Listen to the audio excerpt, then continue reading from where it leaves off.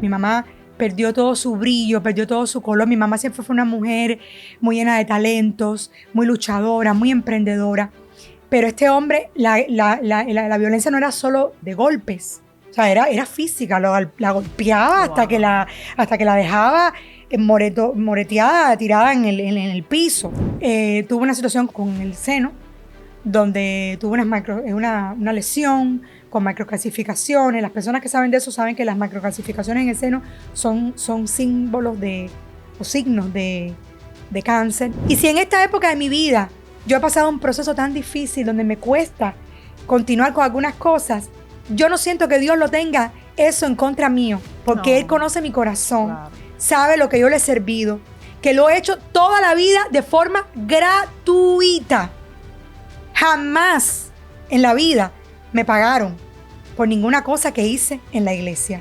A veces este acto de violencia movió cosas en mi vida que yo nunca había cuestionado. Este acto de violencia sacudió de mi vida de una forma tan fuerte. Yo creo que yo nunca había estado tan triste en mi vida por ninguna razón. Wow. Nunca. Te estoy diciendo, Fanny, que yo era una tristeza tan grande que yo tuve que proponerme salir del lugar donde yo estaba porque yo pensaba que me moría. Además, la gente puede alterar las cosas de afuera, pero no pueden robar lo que está dentro de ti. Claro. No pueden robar tu fe, no pueden robar tu convicción, no pueden destruir lo que tú portas. Claro. A menos que tú le permitas. Y yo, hasta cierto punto, fui violentada tan fuerte que yo misma me dejé, porque hay cosas que me lastimaron porque yo dejé que me lastimaran. Hola, ¿qué tal? Bienvenidos a otro episodio de Gente Bellísima. No olvides suscribirte, dar like y activar la campanita para que YouTube te avise cuando subimos un video. Hoy tenemos el honor de compartir con una mujer que tiene grandes proyectos y hermosos propósitos en su vida. Le encanta viajar, cocinar, es agente de viajes, pero también tiene grandes testimonios y anécdotas dignas de ser contadas. Y por eso hoy está con nosotros Lorraine Moreno. Lorraine, ¿cómo estás? Muy bien, Fanny, gracias por esta invitación tan linda. Tenía muchas ganas de invitarte y me preguntaba qué puedo yo hablar con Lorraine, pero es que tú tienes tantas cosas que contarnos. Contigo se puede hablar de cualquier tema. Pero vamos a comenzar así desde que tú eras niña. Es la verdad, mi mamá hoy yo le estaba diciendo que venía a hacer esto y entonces yo le dije, ay mamá, tú estás nerviosa porque no sé, tú sabes lo que me va a preguntar Fanny, qué voy a decir. y entonces me dice mi mamá, no, si a ti cuando te da por hablar, el programa es tuyo, no hay problema. No va a dejar hablar a la muchacha, dice mi mamá. Y ahora cuando dijiste eso me lo recordaste. En 45 años que acabo de cumplir, hay muchísimas anécdotas, muchísimos momentos vividos que definitivamente, gracias, que definitivamente han marcado mi vida y nada. Yo nací en Cuba, muchos saben, en un lugar que se llama La Lisa. Es un municipio en La Habana, la capital, un municipio. Y crecí ahí hasta que viví toda mi niñez hasta los 17 años que emigré a los Estados Unidos. Solo he vivido allí y acá, en Miami, todos estos años. Ya realmente vivo más años acá que los que viví en Cuba. Y nada, vengo de una familia humilde, una familia trabajadora. Mi mamá y mi papá se conocieron muy niños, eran enamoraditos desde la infancia. Wow. Y por supuesto eran inmaduros, no estaban listos para lo que era una relación larga y se casaron muy jovencitos. Mi mamá quedó embarazada prácticamente inmediato al matrimonio, entonces pues la relación tampoco duró mucho porque no tenían las herramientas, no tenían el conocimiento para una casa, un matrimonio, una responsabilidad. Así que desde muy temprano, nunca recuerdo a mis papás juntos, realmente, porque se separaron cuando yo tenía como un año. Oh, okay. Como un año. Pero, gracias a Dios, a pesar de que mi mamá se volvió a casar y mi papá también, pues quedaron siendo amigos. Qué y bien. Teníamos una muy buena relación siempre. Uh-huh. Además, mi papá vivía cerca de la casa. Entonces, yo tampoco noté mucho esa fractura, ¿no? Porque los niños no entienden mucho de eso, pero mi papá siempre estuvo presente en mi vida por los primeros 6 años, porque él emigró cuando yo tenía 6 añitos, él se fue a España. Entonces sí estuvimos muchos años separados. Y yo siempre fui una niña activa, curiosa, intensa, de siempre estar en una cosa, un invento tras otro invento. No era una niña inquieta en el sentido de conducta o de darle problemas a mi mamá, todo lo contrario. Era una niña obediente, era una niña tranquila, pero sí era una niña curiosa, que me gustaba conversar con las personas mayores, que me gustaba conversar con los vecinos, que me gustaba mucho leer. Y desafortunadamente, cuando yo tenía 3 años, mi mamá volvió a tener un bebé, que es mi hermano, que hoy tiene 41 años, que eso es tremendo guerrero. Wow. Y Raidel nació con una parálisis cerebral muy severa. Él no tiene nada genético, no tiene ninguna, le hemos hecho muchos estudios genéticos, no tiene nada de los cromosomas, ni los genes, no es una anomalía genética, sino que parece que tiene que ver, durante el embarazo, hubo un sufrimiento fetal. Oh, wow. Porque mi mamá ya se había vuelto a casar, por supuesto, tenía otro bebé que no era de mi papá, se había vuelto a casar. Y este hombre que se casó con mi mamá y fue su esposo por 10 años, era un hombre sumamente violento. Entonces yo atravesé a una muy temprana edad una situación de violencia doméstica en mi casa, donde este hombre la maltrataba de una forma terrible. ¿Y tú veías aquello? Aunque ella trataba de evitar que yo lo viera y librarme a mí de estas situaciones, yo era una niña lista. También no me podían engañar muy fácil, porque siempre fui una niña lista, precoz para mi edad. Y eso hizo que yo tuviera que afrontar y volverme como la aliada de ella, su consuelo, su refugio.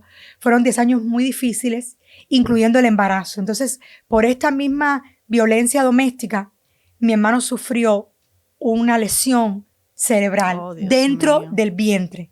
Wow. Entonces, cuando él nació era un bebé normal, a la vista, era un bebé normal. No es un bebé que tú ves, tiene un problemita. No, es un bebé hermoso, un bebé completo, un bebé lindo, normal. Lo que nosotros no sabíamos era que su cerebro no estaba funcionando correctamente y que él estaba teniendo ataques epilépticos. Pero como no hablaba, era un bebé, nadie lo sabía. Entonces mi abuela fue la que empezó a darse cuenta que el bebé pestañeaba mucho, se quedaba como oído. Y entonces mi abuela dijo, el niño tiene algo. Mi mamá, imagínate, en esta situación de violencia tan grande, mi mamá perdió todo su brillo, perdió todo su color. Mi mamá siempre fue una mujer muy llena de talentos, muy luchadora, muy emprendedora. Pero este hombre, la violencia no era solo de golpes. O sea, era física, la golpeaba hasta que la dejaba moreteada, tirada en el piso. ¿Y tú veías aquello? Y encima de eso también la violentaba psicológicamente. Claro, peor. Le prohibió, la cortó de todas sus amigas, la aisló de todo el mundo. Él no la dejaba ir a ninguna parte. Él le compraba la ropa que él quería. No la dejaba hablar con las vecinas, o sea, la fue aislando del mundo, la fue aislando. Entonces ya ella le tenía temor, era un temor ya muy grande, y mi mamá perdió toda su personalidad, la rompió, como cuando te rompen, una persona la rompen, su identidad, su todo. Entonces la hizo sentir que ella no valía nada, que ella no merecía ninguna cosa, que todo lo que él la golpeaba porque ella se lo merecía, que las cosas que ella hacía todas eran incorrectas, a tal punto que un día, mira esto tan interesante, un día ella me contó que él la hizo dudar hasta de cosas que ella entendía que eran reales. Por ejemplo, ella venía un día caminando por una calle y cuando llegó a la casa, él le dijo que no, que ella venía por la otra calle. Wow. Y ella se sorprendió a sí misma porque de momento ella ya no sabía si era verdad lo que ella pensaba o lo que él decía. Yeah. Wow. A ese nivel de manipulación psicológica, donde ya tu realidad está distorsionada por la opinión de otra persona. Wow, jugaba con su mente. Totalmente, totalmente. Entonces, mi papá estaba allá, imagínate, al otro lado del Atlántico, en un país, en un otro continente. Estamos hablando en el año 80 y mi papá se fue como en el 87. Estamos hablando los últimos años de los 80. No había lo que hay ahora, que uno puede hablar con la gente por WhatsApp, por una videollamada a cualquier parte del mundo. No había internet. Muy pocas personas tenían un teléfono. Era muy costosa las llamadas internacionales. Entonces yo tenía una comunicación muy limitada con mi papá. Y yo, viendo a este hombre tan malo. ¿Cómo eso afectó tu vida? Eso fue bien difícil para mí. Verás que me afectó de una forma rara, porque no era que me afectaba a mí, sino que yo sufría por lo que le pasaba a mi mamá. Porque él conmigo nunca fue violento, conmigo nada. Pero, por ejemplo, él me compraba un juguete para ganar mi confianza. ¿Él se comportaba bien contigo? Conmigo sí, wow. Conmigo sí. Y él me compraba un juguete, me compraba cosas. Y alguien me preguntaba, ¿qué hay? Eso qué bonito, ¿quién te lo compró? Y yo le decía, mi papá Luis, ¿sabes? Yo nunca reconocía que me lo había comprado él. Era mi papá Luis, que estaba en España. Wow. Porque yo, como que yo no quería estar como asociada a su persona. Uh-huh. Entonces, si alguien preguntaba y decía, ay, qué lindo tus niños, mi mamá. Él es su papá. Y yo, sin que mi mamá respondiera, yo decía, no, él no es mi papá. Mi papá se llama Luis y mi papá vive en España. Porque yo no quería estar asociada a su persona. Entonces yo comencé a pensar cómo yo libraba a mi mamá de ese problema. Un día yo quería matarlo, ¿sabes? Literalmente yo cogí un cuchillo, yo quería hacer algo. Wow. Y mi abuela me sorprendió. Y entonces eso, mi mamá, imagínate, un problema de violencia y luego un niño enfermo totalmente. Mi hermano convulsionaba constantemente. Mi hermano estuvo 4 años que no dormía. Por 4 años no durmió nunca. Wow. Entonces mi mamá, encima de eso, no descansaba tampoco porque tenía que estar constantemente vigilándolo a él. Gracias a Dios tenía a mis abuelitos, vivíamos juntos y mis abuelos se volvieron una parte fundamental y muy importante en mi vida. Entonces yo pasaba muchos raticos sola porque había que hacer total silencio para ver si mi hermano se dormía. Entonces yo no podía traer amiguitas a la casa a jugar, había que estar en silencio. Entonces yo comencé a leer muy temprano, muy niña, comencé a leer. Entonces yo leía todos los libros que me encontraba. Entonces mi abuelito, cuando cobraba su retiro, me llevaba a comprar libros a la librería. Y yo me devoraba los libros, las revistas, los periódicos. Leía mucho. Aprovechabas el silencio. Y leía mucho. Entonces esos libros me acompañaban, porque los personajes de los libros yo me imaginaba en la historia. Te ibas a otro mundo. Se hacían mis amiguitos, entonces yo me transportaba a ese lugar, a esos. Por eso yo creo que me gusta mucho viajar, que después voy a hablar de eso, porque uno de los primeros libros que yo leí fue El Principito. Oh, sí. Que de hecho es un piloto que viaja, sí. Y el Principito viaja de mundos en mundos.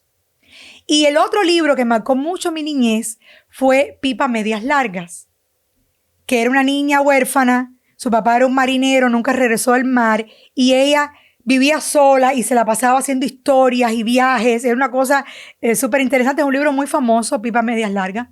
Y yo creo que eso me acompañaba y me daba ese consuelo de la situación que yo estaba viviendo en casa. Pero eso también, unida a la situación de como ese abandono paternal, directo e indirecto. Uh-huh. Desde punto de vista de mi papá era indirecto, no era una cosa a propósito, pero la distancia... Como que era un abandono. Una distancia geográfica muy grande, donde no había un contacto, no era un papá que yo podía acceder con facilidad. Luego esta figura, que debía haber sido una figura paterna, que reemplazarla en mi vida, pues era un hombre al que yo no lo quería ver ni en pintura. Y cuando nació tu hermanito, ¿verdad? ¿Cómo fue? ¿No hubo una transformación familiar? Para él, todo lo contrario, peor. Wow. Él después no quería aceptar el diagnóstico de mi hermano, no quería llevarlo al doctor, no quería hacerle los tratamientos, se avergonzaba de esa situación, no quería que los vecinos supieran lo que estaba pasando.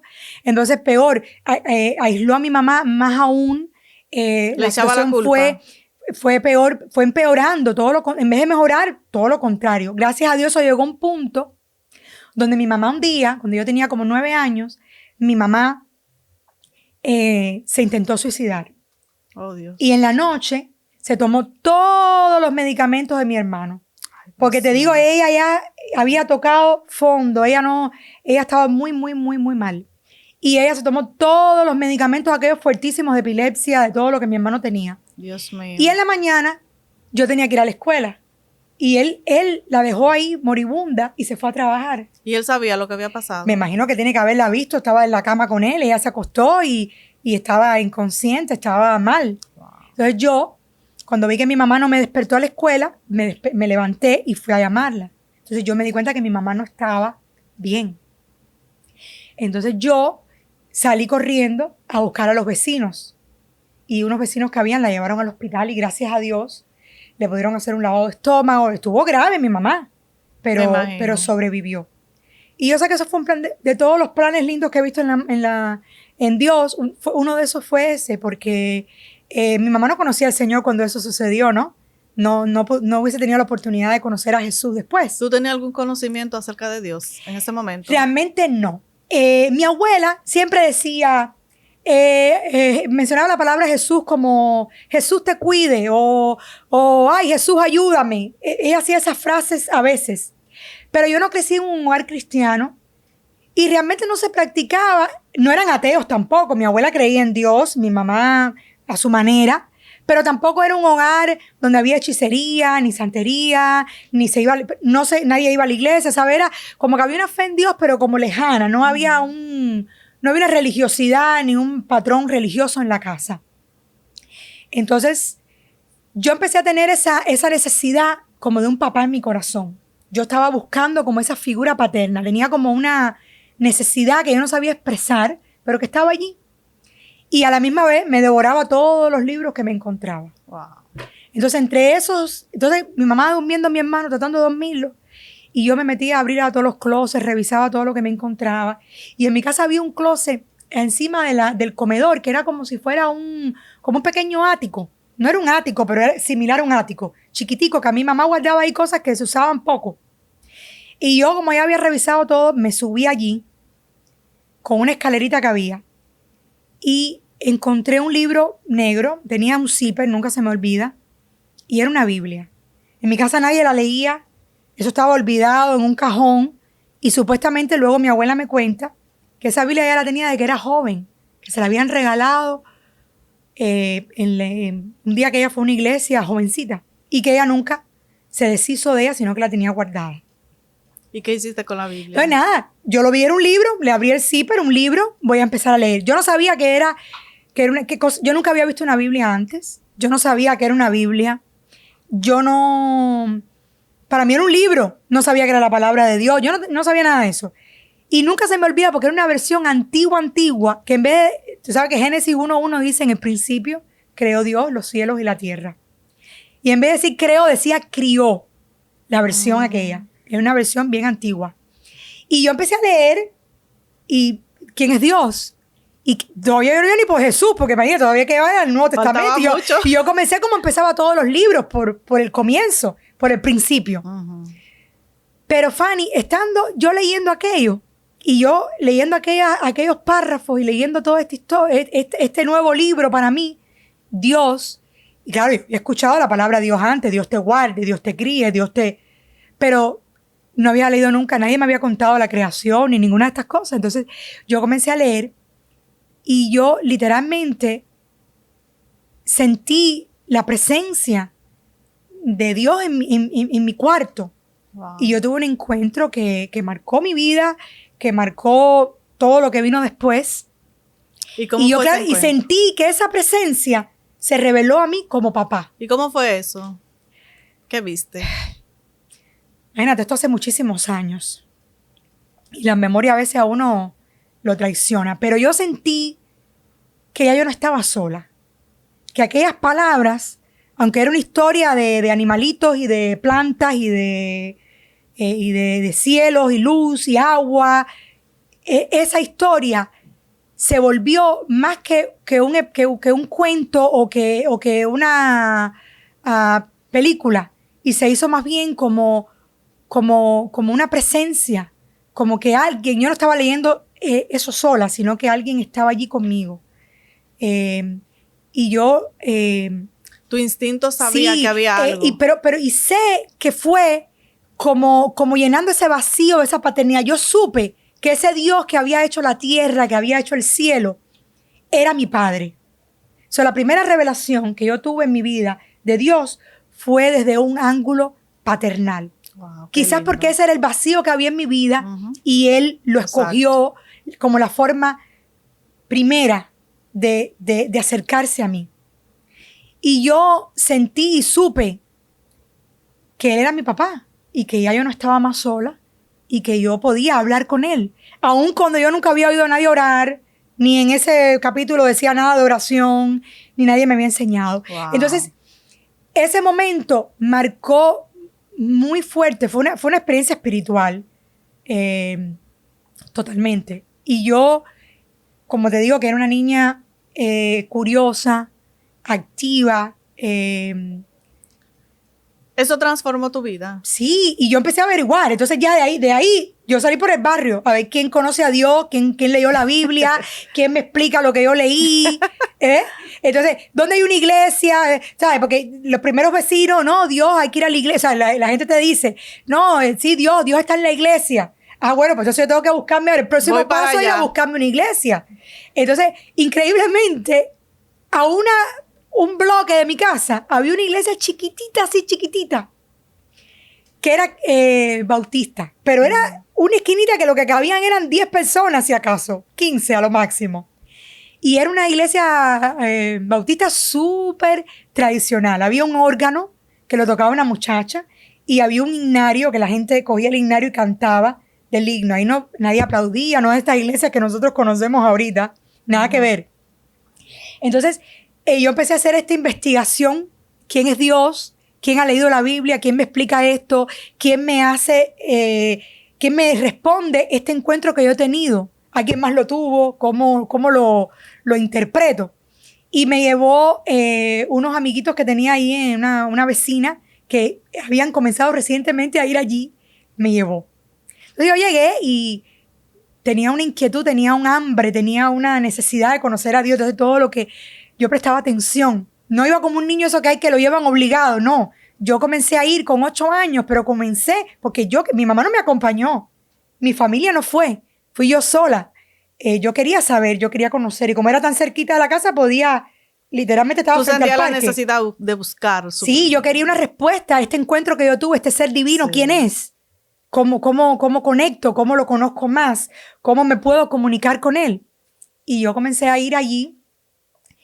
Y aprendí muchas cositas que no sabía, pero me faltaba. Era como que esto me falta, como que esto aquí es algo más que esta gente no sabe. Wow. Porque yo noté que esta gente iba, pero era un poco como religioso. Pues tú tenías como la intuición abierta. No, porque es que el encuentro que yo había tenido era un encuentro real. Esta gente iba y cantaba, pero yo los veía medios muertos. Los veía medio tiesos, ¿cómo decirte? ¿Cómo tú dirás? ¿Cómo es que ellos saben que hay un Dios yo no veía que ellos se habían emocionado como yo, claro. ¿Ves? Porque yo era una niña y en este encuentro yo me emocioné, yo sentí que eso era algo que estaba corriendo por, qué sé yo, no te sé ni explicar porque en aquel momento yo lo interpreté con la mente de una niña de 8 años, entonces, pero yo sí sabía que la experiencia que yo había tenido, a esta gente le faltaba. Le faltaba una experiencia personal. Entonces yo seguí haciendo mi investigación en el barrio.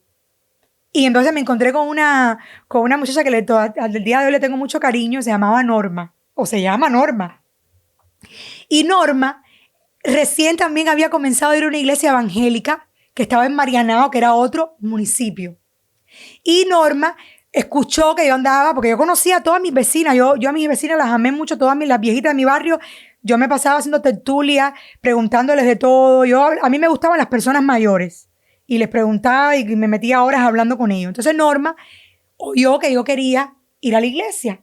Y Norma vino y habló con mi mamá.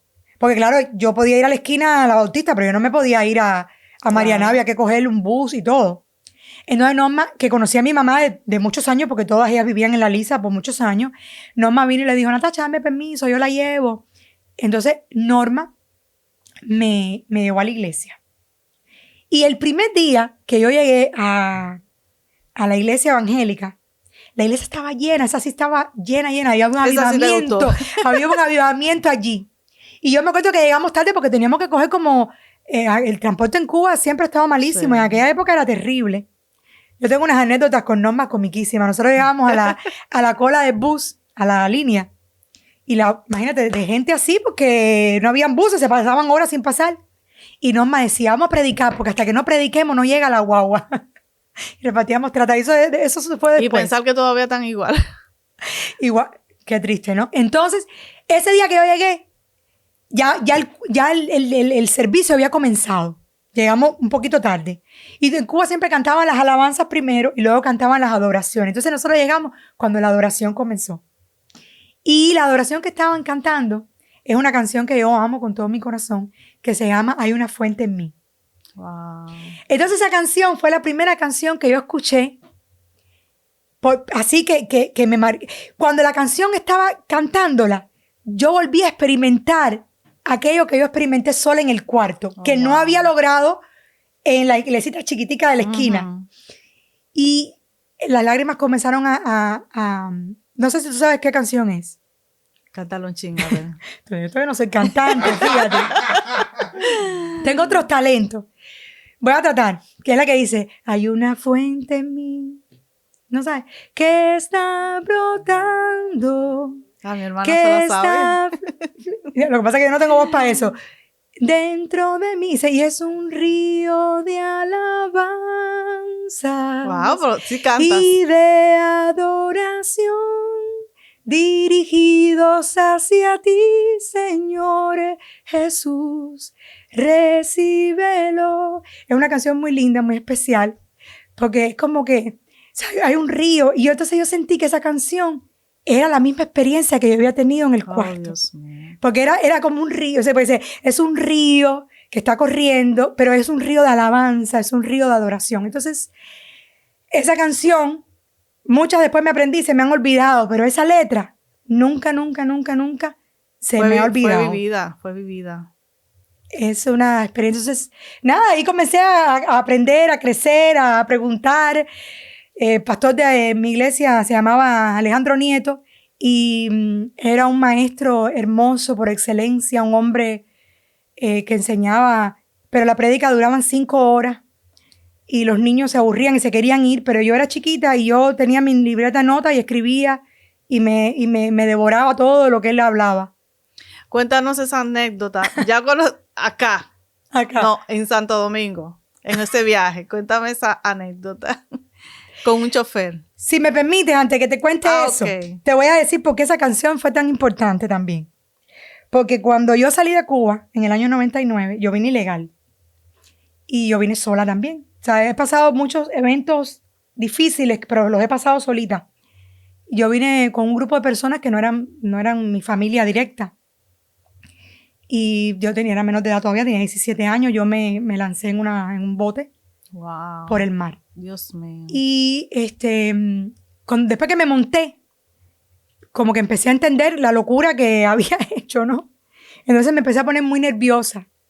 Y una amiga que venía conmigo quería que yo orara, porque ellos sabían que, claro, como tú eres cristiano, ¿no? Sí. Pídele a Dios, habla con Dios, pídele que nos salve, que nos lleve, que lleguemos bien.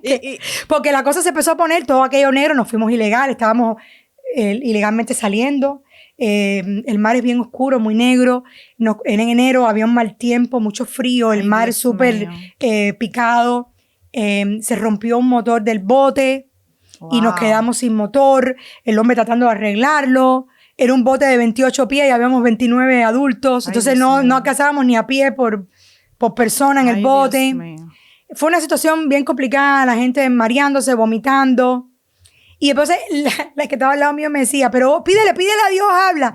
Y yo estaba tan nerviosa y tan ofuscada y tan mal que yo no podía orar. O sea, mi mente no podía coordinar una frase, no podía pedir, no podía hablar con Dios.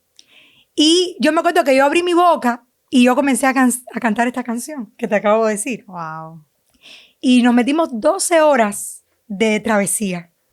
Y las 12 horas yo cantaba y cantaba, lo mismo, el mismo pedacito, la misma canción, es un río, hasta que llegamos aquí. ¿No pensaste que ibas a llegar pasando por esos momentos? Ya te digo que no podía ni pensar, era una cosa como que tu mente tomó un paso atrás y es tu alma la que está conectando con Dios, la que está, y yo canté la canción de Hay una fuente en mí, toda la travesía hasta que llegué aquí. Wow, no, ¿todos llegaron bien? Todos llegamos bien, los 29. ¿Lo harías de nuevo? ¿Eh? ¿Lo harías de nuevo? Sí, si me veo en Cuba, vengo hasta caminando. Wow. Ay, Dios Nado. mío. Si yo me encuentro en Cuba, de hecho tuve pesadillas con eso, que me veía allá y yo me echaba nado de regreso. Wow. Sí, me regreso definitivamente. De hecho, nunca me he arrepentido de haber tomado ese paso. Nunca me he quejado ni me he arrepentido de haber venido, nunca. Ahora cuéntanos lo de tu experiencia con un chofer en República Dominicana. Esa es una experiencia interesante, pero también son jocosas de cierta manera. Sí. Tú sabes que tu país, Dominicana, es el país que más yo he visitado. ¡Wow! ¡Qué bien! Que más veces he ido al mismo país. Sí. He estado en República Dominicana como 9 veces. Y me conozco casi el Cibao completo. Oye. Me conozco, he estado en Moca, en Salcedo, en Villatrina, me conozco Puerto Plata, yo he hecho hasta las cataratas esas de Amajagua, todos los charcos de Amajagua, ese me he tirado yo. Los 4 charcos. Son 29, 27 charcos de Amajagua. Ni yo he ido. Me conozco Nagua, Cabrera. Pero ese lugar es muy bonito. Santiago, todo. Sí. Y he estado también en la capital un par de veces, he estado en Punta Cana, me conozco bastante de República Dominicana. Y hemos ido de forma de paseo y también hemos ido de forma misionera. Hemos hecho como 3 o 4 misiones a República Dominicana porque es que lo que pasa es que son muchos temas, pero yo desde niña ya, tan pronto empecé a trabajar el Señor. No, es que contigo podemos durar el día entero hablando. Comencé a trabajar como misionera de jovencita en Cuba. Entonces, siempre el corazón misionero lo he tenido. Siempre me ha gustado enseñar la palabra y me ha gustado servir en misiones. Entre una de esas misiones, es el cuento que me estás preguntando, fuimos a hacer un cara a cara, un retiro espiritual a República Dominicana en el Cibao, en Moca. Más bien, rentamos un campamento en Salcedo. Ay, sí, tu hermana estuvo en ese encuentro. Ah, sí. Tu hermana estuvo en ese encuentro. Y fuimos unos días antes porque había que preparar una logística, ¿no? Aunque nosotros teníamos unas amigas hermanas allá que nos estaban ayudando con todo el alquiler del campamento, el que iba a cocinar, ¿sabes? Entonces, un retiro lleva un montón de partes y ellas, la verdad, trabajaron de una forma excelente, buenísimas. Ellas son tremendas mujeres de fe y grandes amigas mías. Y fuimos unos días antes para poder ya tener toda la logística, todo preparado. Viajamos con nuestros hijos, todo. Y ellas me dijeron, ¿sabes qué te queremos llevar para que conozcas Cabrera, para que veas las playas, qué linda? Y tuvimos como 2 o 3 días de paseo incluidos en ese proceso antes del campamento. Pero como nosotros íbamos con una agenda espiritual, siempre cuando salíamos tempranito y llegábamos allá a la playa, esas playas no están tan explotadas ni no son tan turísticas como ir a Punta Cana. Uh-huh. Entonces temprano nos poníamos a orar y a pedirle dirección a Dios y orábamos por todas las personas, teníamos la lista de todas las personas que venían al retiro y orábamos por su familia, orábamos por cada uno de ellos para que Dios preparara sus corazones, para que fuera exitoso ese momento y recibieran sanidad, liberación, crecimiento espiritual y todas esas cosas. Entonces teníamos un chofer que nos llevaba, que alquilamos un van y él nos llevaba a todos sitios. Y el muchacho no era cristiano, nosotros no lo conocíamos, nada. Pero él iba con nosotros, entonces se quedaba allí y nos esperaba mientras nosotros hacíamos lo que íbamos a hacer, nos bañábamos en la playa, almorzábamos, lo que íbamos a hacer. Y un día fuimos a un lugar que se llamaba, no sé si eran las piscinas de Catalina o las escalinatas de Catalina, es un lugar en Cabrera. La cosa es que aquello, como te digo, era... Hazte la idea, el van estaba acá arriba en la montaña y la playa estaba como en un despeñadero así totalmente hacia abajo. Habían escaleras para bajar. Pero te estoy hablando que eran como 400 no sé cuántos escalones. Era una altura bastante grande. Y nosotros bajamos y estamos abajo y empezamos a orar y el muchacho estaba allí esperándonos. Y de momento vimos que el hombre se cae. Y nos quedamos todos como... ¿Qué le pasa? Se tropezó porque el lugar era un lugar como rústico. ¿Sabes? No era una playa con sillitas y sombrillitas ni... No, era una playa como virgen, como bastante rústica. Y nosotros pensamos que se había tropezado o algo. Entonces fuimos como a ayudarlo. Y nos dimos cuenta que aquel hombre estaba teniendo como una manifestación espiritual, algo le pasaba. El hombre estaba revolcado en la arena aquella allí del manglar. Eso había como un manglar y luego empezaba la arena. Wow. Y el hombre estaba todo ahí como descompuesto. Y parecía como que tuviera un ataque de epilepsia. Yo, habiendo vivido toda esta situación con mi familia, dije, a lo mejor será que tiene epilepsia, pero nadie lo conocía bien como para saber. Y el hombre no estaba como inconsciente. Se movía como que le estaba pasando algo, pero no respondía a lo que nosotros le preguntábamos. Entonces, vamos a llevarlo al hospital. Pero imagínate, el hombre estaba desplomado. El único hombre era Juan, mi esposo. Todas éramos puras mujeres, que éramos como 4 o 5, tampoco era que éramos muchas. Pobre Juan. Éramos como 4 mujeres con Juan. Y aquello era una altura y además inclinada, en unas escaleras inclinadas. Y nosotros queríamos agarrar al hombre y ¿cómo lo llevamos para el doctor? ¿Y cómo lo llevamos para el médico? Y de momento dijimos, bueno, vamos a empezar orando. Mientras conseguimos cómo llevarlo, por lo menos vamos a pedir que Dios lo sane, lo guarde, le haga algo. Y de momento nos dimos cuenta que era como un momento de liberación. Sí, porque se orinó. No, empezó a vomitar, se orinó, se defecó. Aquello fue una cosa, entonces empezamos a orar por él, por liberación, y a bendecirlo, y a declararlo libre. Y cuando ya estábamos terminando de orar, el hombre empezó a hablar, el color le regresó. Frente a nuestros ojos vimos una transformación inmediata del hombre. Entonces, Juan lo llevó al agua para que se limpiara y lo subimos por la escalera, lo montamos en el van. Juan manejó el van por toda Cabrera. Todas estas mujeres levantando el rostro para subirlo. Y bueno, pero fue una cosa preciosa porque el hombre, hoy el rostro le cambió, la cara, aquello fue, y se quedó liberado. Se quedó con nosotros para el encuentro. Y eso, los hijos. Ustedes ni oraron por él, pero no. Fíjate que como la presencia del Señor, el Espíritu Santo, hasta los que andan con ustedes, lo liberó. Sí, fue una experiencia que no era que nosotros estábamos diciendo, vamos a orar por él, vamos a liberarlo, ni estábamos pensando en eso.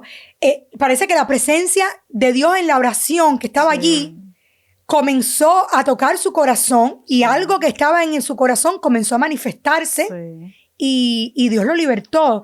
Y tiene un testimonio muy lindo, fue con su familia después al encuentro, trajo a sus hijos, todos recibieron al Señor, se bautizaron en las aguas. Wow. Y fue una experiencia muy linda y que...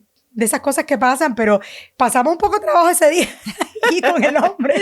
Siempre desde niña empecé a hacer misiones en Cuba, a trabajar con los niños, a trabajar con las personas menos privilegiadas, llevando la palabra a lugares remotos, levantando iglesias pequeñitas en el campo, en Pinar del Río.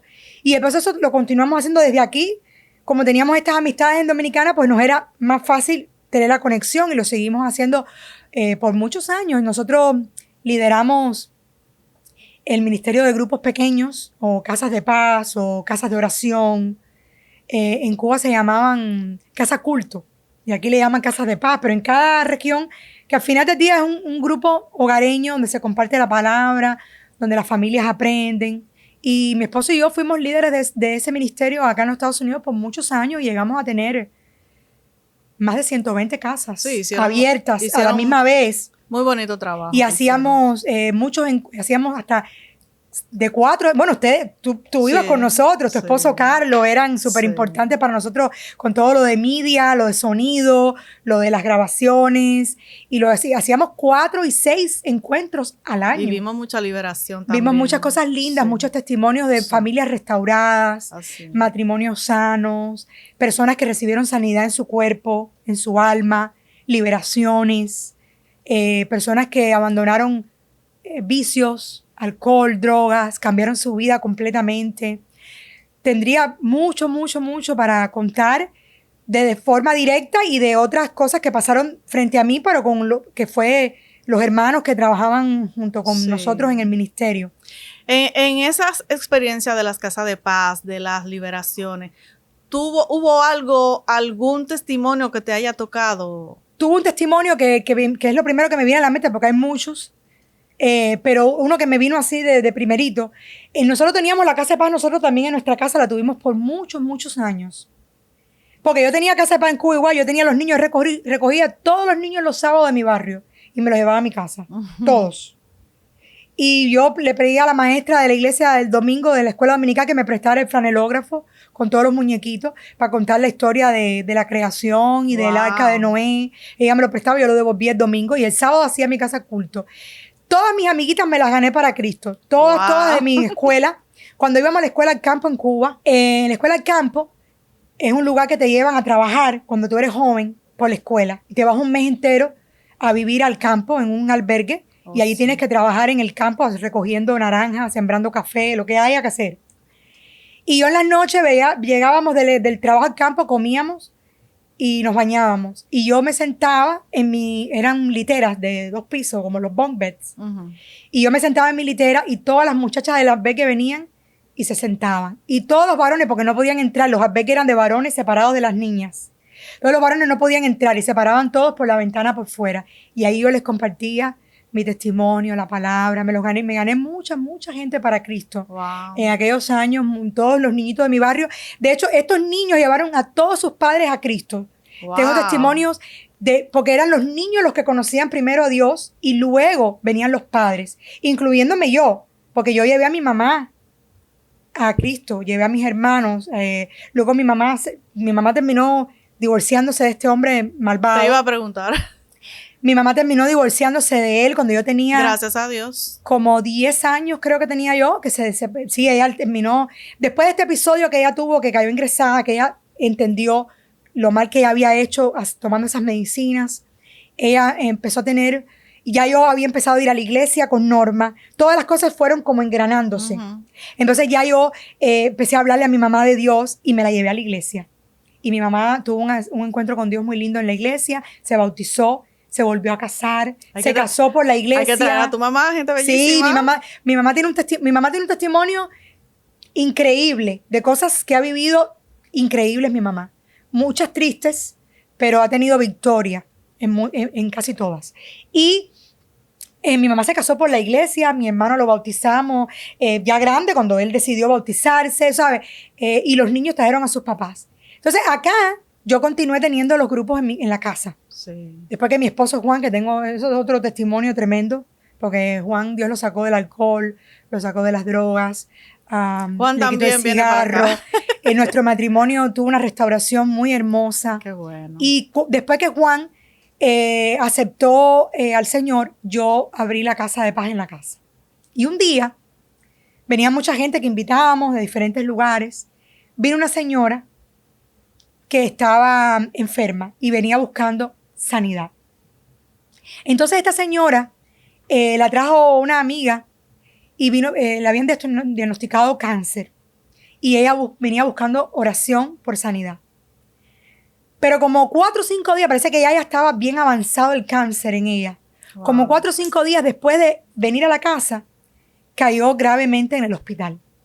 Entonces, yo como le daba seguimiento a estas personas, las llamaba y qué sé yo, el esposo me dijo que ella no había contestado porque estaba ingresada y que estaba muy malita. Entonces yo fui a verla al hospital con otra hermana de la Casa de Paz, porque también el Ministerio de Sanidad lo trabajé por muchos años. Tengo muchos testimonios de sanidad, incluyendo un vecino que vivía en la esquina de mi casa, eran testigos de Jehová. Y el hombre tuvo una obstrucción intestinal y todo el intestino se le murió. Le quedó un cachito así. Y tú sabes que sin eso no se puede vivir. Claro. Y ese hombre, yo fui a orar por él en terapia intensiva cuando tenía como 12 años. Norma y yo fuimos a orar por él. Y Dios milagrosamente le restauró el intestino a ese hombre y vivió muchos años después. Wow, esa gente eran de mis vecinos que eran testigos de Jehová y yo como me metí en todos los vecinos y quería predicarle a todos. El hombre se sentaba a discutirme todo con los testigos de Jehová y me reviraba todo lo que yo decía, él me lo cambiaba. Y eso cambió, esa gente se acercaron al Señor Claro, después, porque eso por ese transformó su testimonio. vida. Pero volviendo a la historia de aquí de la Casa de Paz, fuimos al hospital a orar por esta señora. Y estando allí, yo oraba, pero yo sentía en mi corazón que había un obstáculo para que esta señora recibiera su sanidad. Que ese cáncer era más que un problema físico, era un problema en su alma. Uy. Y yo le empecé a decir al Señor, orando yo solita, yo le decía, pero muéstrame qué le pasa, por qué oro, dame dirección de cómo orar y cómo hablar con ella. Y entonces Dios me dijo, ella tiene en su cuerpo quemadas severas. Wow. Y yo me daba miedo decírselo y hacer un papelón, porque yo no le veía, la señora yo la había visto y yo no le veía las quemadas por ningún lado. Ella estaba vestida con la batica del hospital, y yo le veía los brazos, le veía su cara, pero yo no le veía ninguna quemada. Entonces tú sabes que tú empiezas a pelear ese sentimiento como que, ¿será que esto me lo estoy inventando yo? ¿Será que esto son ideas mías? Pero cada vez era más fuerte esa inquietud. Y Dios me dijo, ella tiene mucho resentimiento en su corazón y ella tiene mucha falta de perdón. Y yo le dije a ella, Dios me muestra que tú tienes en tu corazón como mucho resentimiento y mucha falta de perdón. Tú no quieres conmigo hoy orar a Dios y soltar a quien te hizo daño, perdonar a esa persona que te lastimó. Y ella me dijo, nunca. Wow. Nunca Ahí lo está. perdono. Y comenzó su rostro a como endurecerse. Y entonces ella me contó que un familiar de ella, cuando ella vivía en su país, ella era centroamericana, no me acuerdo de qué país exactamente. En su país ella tenía un tío que la violó cuando ella era una niña. Y luego ya más grande, ella emigró para acá y dejó a su hija viviendo con su mamá, que era la abuelita de la niña.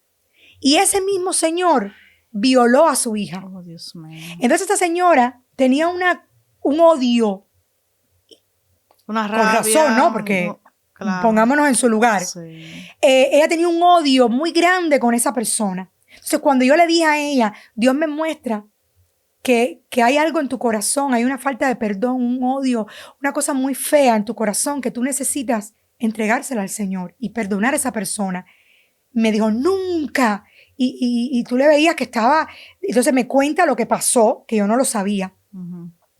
Y yo le dije, es que tú tienes, fíjate, porque entonces ella no me creía, como que era Dios quien le estaba diciendo eso. Y yo le dije, fíjate, te voy a probar que es Dios quien te está hablando. Tú tienes quemadas en tu cuerpo. Ay, ay, ay. Y entonces eso fue lo que la hizo a ella ablandarse. De momento se rompió a llorar. Porque ella sabía que yo no tenía forma ninguna de saber que ella tenía quemaduras en su cuerpo. Wow. Porque yo nunca la había visto sin ropa, porque todo lo que yo podía ver estaba sano. Y efectivamente ella tenía unas quemaduras en la espalda y en el pecho, Wow, bien severas, de otro asalto que la señora había pasado mucho, pobrecita. Había vivido cosas muy difíciles. Pero eso la hizo a ella darse cuenta que no era yo quien estaba hablando, sino que era Dios quien estaba confrontándola. Y entonces ella comenzó a llorar y el Espíritu Santo la fue guiando a perdonar a este hombre, a entregarlo todo. Y ese día ella fue libre de ese odio, fue libre de esa atadura en su corazón, fue libre de todo ese resentimiento. Y su vida, ella murió después del cáncer. No la volví a ver después, pero me fui tranquila sabiendo que ella había tenido un encuentro con Dios, claro, que ella había perdonado, que había recibido el perdón de Dios y que había sido libre de esa atadura tan fea que tenía en su corazón. Claro. Y ese es uno de los muchos testimonios que tengo de sanidad y de liberación y de cosas así. Tú tienes uno propio. Sí. No, a mí el Señor me ha sanado unas cuantas veces. Yo le comentaba a Carlos, a tu esposo, antes de que comenzáramos a grabar, que Dios no nos bastaría toda una vida para conocer al Señor, ¿cierto? Claro. Porque es demasiado grande, demasiado profundo, demasiado alto. Como decía David, el salmista, dice que despierto y aún estoy contigo, porque dice, tus pensamientos son demasiado profundos para mí. Si me voy fuera de tu presencia, ¿a dónde iré? Que tu presencia no esté. Si me voy a lo alto, ahí tú estás. Y si me voy a lo profundo, ahí estás tú. Si me salgo, tú lo abarcas todo. Dice, tus pensamientos son demasiado complejos, son demasiado profundos para yo entenderlo. Entonces dice, despierto y aún estoy contigo. Lo que quiere decir es que no, la vida entera no me alcanza para conocerte, para ver todo lo que eres, ¿no? Es demasiado profundo. Y yo pienso que Dios a cada uno de nosotros se nos va revelando en formas distintas. Va mostrando diferentes facetas de quién Él es. Sí. Entonces, cuando tú tienes un problema de enfermedad, por ejemplo, entonces es una oportunidad perfecta para conocer a Jehová Rafa, ¿no? El Dios que sana. El Dios que sana. De hecho, tú sabías que casi todos los nombres que están en la Biblia que le han dado a Dios, se los dio a alguien, no se los dio él mismo. Okay. Alguien lo nombró. ¿Por qué? Porque nosotros, cuando conocemos a Dios en un escenario, nombramos ese encuentro. Sí. Y nosotros somos quien le damos nombre a Dios. De hecho, la palabra Dios es un título, como decir presidente, como decir secretario. Sí. Dios no es un nombre, es un título, es un trabajo, es una profesión, es un título profesional, en otras palabras. Sí. ¿Verdad? El único nombre que Dios se ha dado a sí mismo es yo soy el que soy. Que además es una traducción muy que ha cambiado mucho porque nadie sabe ni cómo se pronuncia la palabra. Porque los hebreos dejaron de pronunciarla por respeto y nadie sabe ni cómo se pronuncia la palabra del I am. La única vez que Dios dijo su nombre, se lo dijo a Moisés, ¿verdad? Moisés. Cuando se lo reveló, le dijo I am who I am, ¿verdad? Yo soy el que soy. Porque Moisés fue el único que preguntó ¿cómo te llamas? Para yo decirle a Faraón de parte de quién vengo. Sí, porque había muchos dioses. Claro. Entonces, ¿cómo te llamas tú? Para yo decirle quién me envió. Y es la única vez que Dios se pone un nombre a sí mismo, a menos de él mismo sí le dio un nombre a su hijo, que es sobre todo nombre, que es Jesús. Pero todos los demás nombres fueron personas que nombraron a Dios. Sí. La primera persona que nombró a Dios en la Escritura fue una mujer. ¿Okay? Wow. Y fue la concubina de Abraham. Sara. Agar. Agar. Porque ellos la desterraron y la abandonaron con Ismael. Y ella se encontró en el desierto sola con un niño pequeño y sin nadie. Y ella fue la primera persona y le dijo, tú eres Jehová Roe. Es la primera vez que alguien le dio un nombre a Dios en la Escritura. Fue una mujer, Agar. Y tú eres Jehová Roe, el que todo lo ve. Wow. Y de ahí para adelante, Rafa lo nombró también Moisés. Moisés le puso a Dios Rafa. ¿Por qué? Porque estaban en el desierto y estaban siendo picados por las serpientes y estaban muriendo. Y él oró por las personas y Dios le dijo, coge la serpiente, ponla en la estaca y todo el que mire la serpiente en la estaca, que era una figura, por supuesto, de Jesucristo y la crucifixión, será sano. Y Dios le dijo, tú eres Jehová Rafa, el que sana. Fíjate esto, que el símbolo de los médicos es una serpiente. Claro, enroscada, ¿en dónde? Sí. En el cuerpo así, que tiene, es como si fuera una cruz. Por eso se llama la Cruz Roja. Todo viene de por allá. Pero entonces, esos nombres no son nombres que Dios tiene porque tiene un nombre, sino porque son nombres que cada persona que ha tenido un encuentro con Él en un momento específico de su vida conoció el poder de Dios en esa área. Y por lo tanto ahora, cada vez que yo esté enferma, yo sé quién es mi sanador. Rafa. De igual manera, cuando tú eres, por ejemplo, Jehová Jireh lo nombró Abraham. Cuando fue a sacrificar a su hijo en el monte y apareció el cordero enredado entre los espinos, él dijo, tú eres Jehová Jireh, el que provee. Entonces ya desde ese momento, Abraham nunca tuvo necesidad de otra cosa porque él sabía que Dios era su proveedor. Entonces yo conocí a Dios como mi sanador temprano en mi vida. A mí Dios me ha sanado de psoriasis, que la tuve de niña. Eso no se cura, eso es una enfermedad inmunológica que no tiene cura, como el lupus, la psoriasis. Sufrí de psoriasis de niña. A mí Dios me ha sanado de diabetes. Yo tenía hipoglicemias y severos efectos con problemas del azúcar. Y más recientemente tuve una situación con el seno, donde tuve una lesión con macrocalcificaciones. Las personas que saben de eso saben que las macrocalcificaciones en el seno son símbolos o signos de cáncer. Y me hicieron 3 biopsias, pasé todo un proceso. Y gracias al Señor, pues, las biopsias vinieron negativas. Amén, gloria a Dios. Y nunca tuvieron que hacer, no tuve que hacer ninguna otra cosa. Yo he visto a Dios en mi vida y en la vida de gente alrededor mío, que Dios lo ha sanado. Qué bien. Ha sido tremendo. Háblanos ahora sobre los niños de África. Toda la vida he tenido un corazón misionero. Dios lo despertó en mí desde pequeña. Estaba muy involucrada con los grupos de los pequeños, con los encuentros, con todas estas cosas. Y de momento hubo un cambio en mi vida que coincidió. Varias cosas sucedieron juntas. Vino la pandemia, que fue a principios del 2020. Comenzó el tema de la pandemia. Eso se juntó con una situación en mi vida ministerial donde inesperadamente y abruptamente perdí lo que estaba haciendo ministerialmente en ese momento, que llevaba por muchos años, y fue algo para lo cual yo no me había preparado, para lo cual yo nunca esperé que iba a suceder, lo cual me golpeó violentamente, como te comentaba antes de que comenzara. Háblanos un poquito sobre eso. Son cosas fue un evento violento. Yo lo puedo describir como un acto de violencia. Porque la violencia no solamente son golpes físicos. Claro.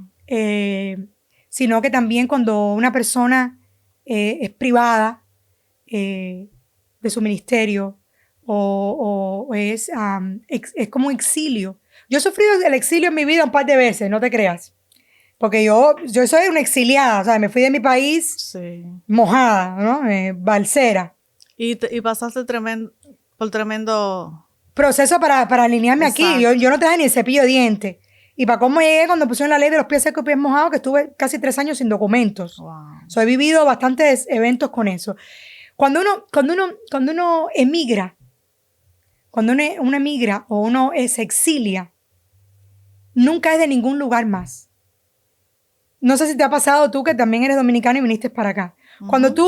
Cuando tú sales de tu tierra y te vas a otra, te sientes extraña. Tú nunca más perteneces más ni a donde te fuiste, pero tampoco completamente perteneces al lugar donde estás ahora. Uh-huh. Es una sensación rara. Solo el que migra puede entender eso. Sí. Tu país sigue siendo tu patria, sigue siendo tus orígenes, tu amor por ese lugar. Pero cuando tú regresas te das cuenta que ya tú no eres la Fanny que pertenece a ese lugar.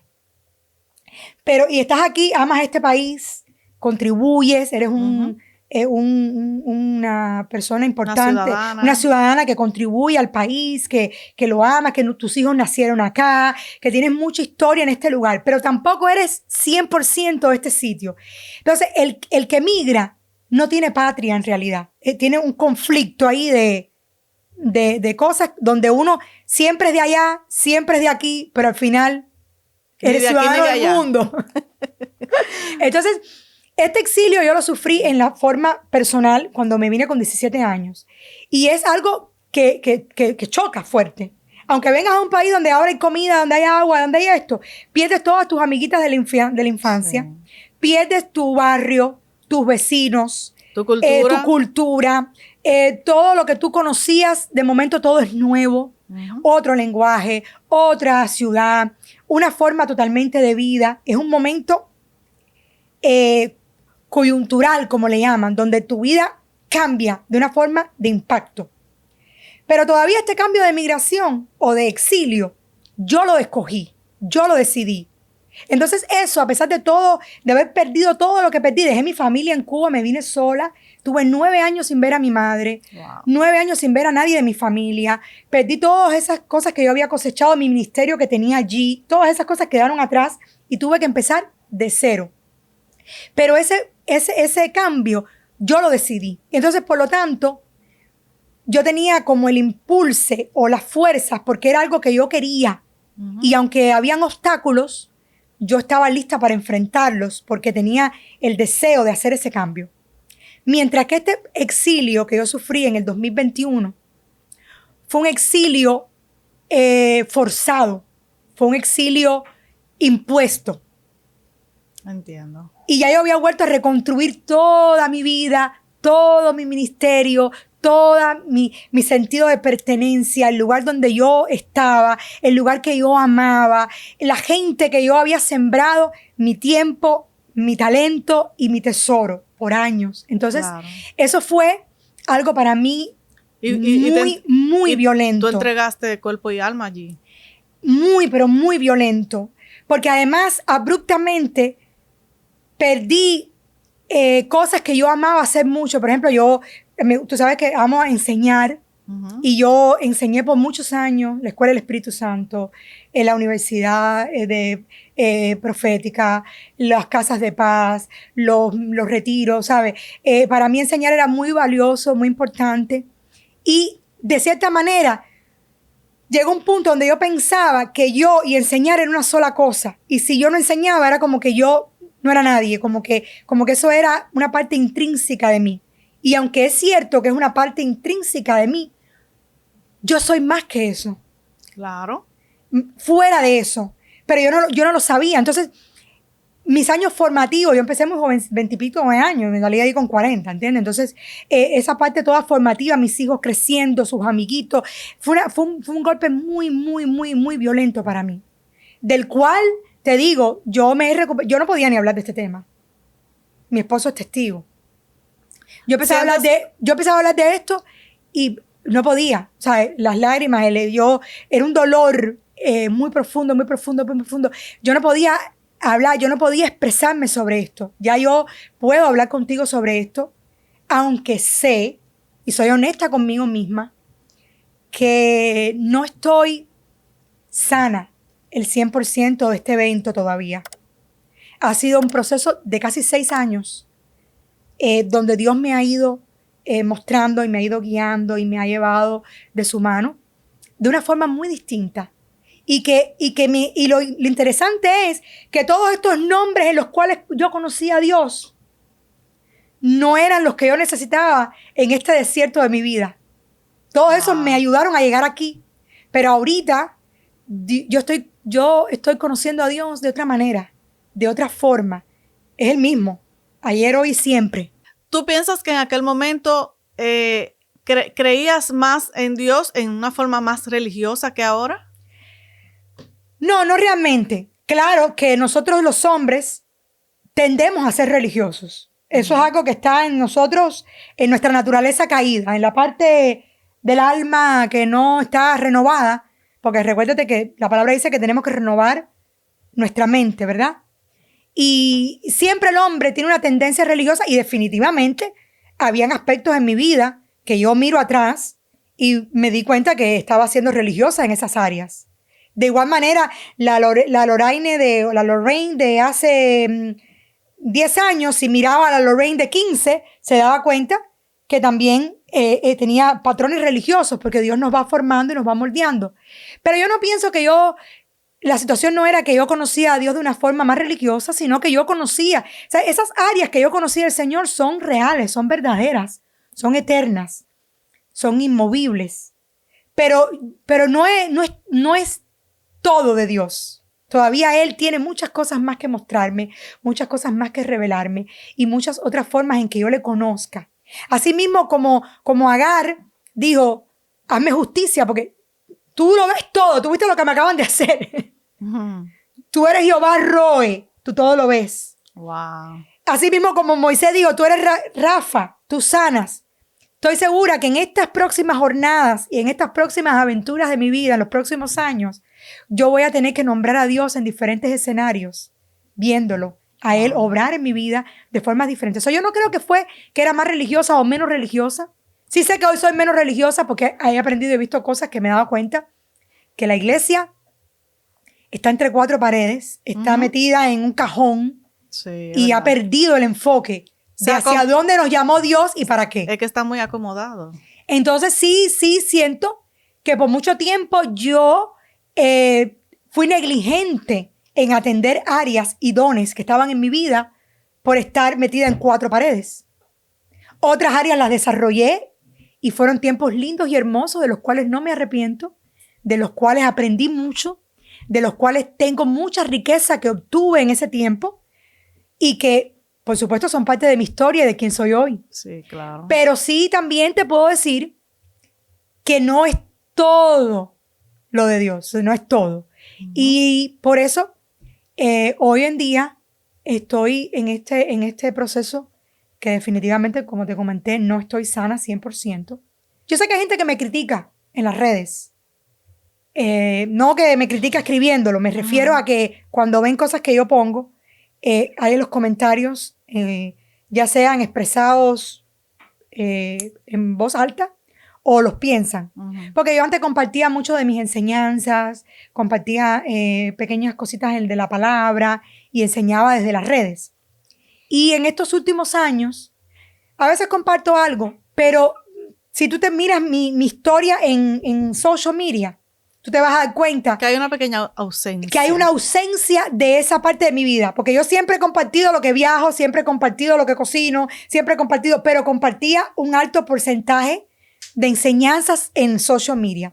Y si tú miras ahora mis redes, tú te vas a dar cuenta que sigo compartiendo lo que viajo, sigo compartiendo lo que hago profesionalmente, comparto lo que cocino, comparto mi familia, pero lo que comparto de la enseñanza está en un nivel muy pequeño. ¿Tú crees que tú has hecho una pausa? Sí, podríamos llamarlo una pausa. Podríamos llamarlo una pausa. Te voy a explicar por qué y a lo mejor le voy a responder la inquietud a algunas personas que no se atreven a hacer la pregunta. Pero yo he sentido la presión y una vez alguien me confrontó, me llamó y me dijo como que si yo había dejado de servir a Dios. Me confrontó, me llamó y me pareció bueno porque esa es una gente digna de tener de amigos y de... Claro, porque tú lo estás diciendo en tu cara. Ajá. Y me dijo, ven acá, tú no piensas compartir. Y además me confrontó más aún porque me dijo, tú sabes que eso es un don de Dios. Que, por ejemplo, que a ella la ministraba, me dijo, a mí me ministró y me sacó a muchos lugares, de lugares difíciles. Cuando tú me ministraste la palabra, la enseñanza, la oración. Y me dijo como que yo estaba robándole al cuerpo o le estaba quitando el beneficio, ¿no? De que ese don era de Dios para la iglesia y que yo lo había retenido, lo había aguantado. Y te voy a decir, la inquietud de ella era totalmente válida. Yo la escuché y me pareció, en ningún momento me ofendí ni me disgusté por eso. Pero tengo mis razones.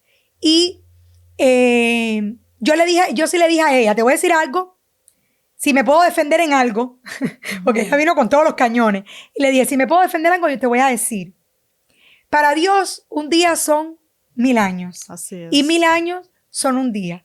Tú conoces a Lorraine me conociste por 3 años, en un momento de mi vida que me conociste donde yo estaba predicando prácticamente 4 y 5 veces por semana.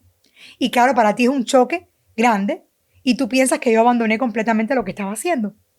Pero te voy a decir algo, yo sirvo al Señor desde ese día, a los 8 años, que yo tuve un encuentro con Él en mi habitación. Lo he servido, podría hablar por horas y horas y horas y horas y horas.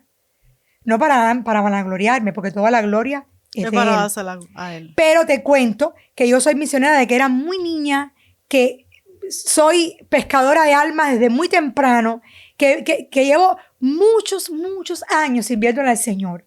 Y si en esta época de mi vida yo he pasado un proceso tan difícil donde me cuesta continuar con algunas cosas, yo no siento que Dios lo tenga eso en contra mío, porque Él conoce mi corazón, sabe lo que yo le he servido, que lo he hecho toda la vida de forma gratuita. Jamás en la vida me pagaron por ninguna cosa que hice en la iglesia. Ni un solo centavo. Nunca. Jamás. Porque a lo mejor a veces la gente tampoco entiende. Todo eso que hice fue de forma de servicio a Dios y a su iglesia amada, a sus hijos. Totalmente. Nunca. Aún mis retiros me los pagaba para poder participar. Wow. ¿Ok? Así que Más bien vendía empanadas y tú sabes que vendía muchísimas comidas y las cocinaba, arroz con leche, saliendo del trabajo como una loca para poder sembrarle el costo del encuentro a mucha gente. Wow. Pero bueno, te digo, esa pausa en mi vida no es una pausa que Dios considere, yo por lo menos lo veo así, sino que yo estoy reencontrando, porque a veces este acto de violencia movió cosas en mi vida que yo nunca había cuestionado. Tú sabes que hay gente que te dice y te comenta, no, porque yo un día estaba tan enojada con Dios que le dije, ¿dónde estás? ¿No? O gente que, yo he oído testimonios muchísimos así. O le he dicho, si tú verdaderamente existes, pruébamelo o muéstramelo o háblame. O sea, que la gente a veces reta a Dios o lo cuestiona o de momento tiene una pelea. Yo he oído gente que en la oración se han peleado con Dios. Sí.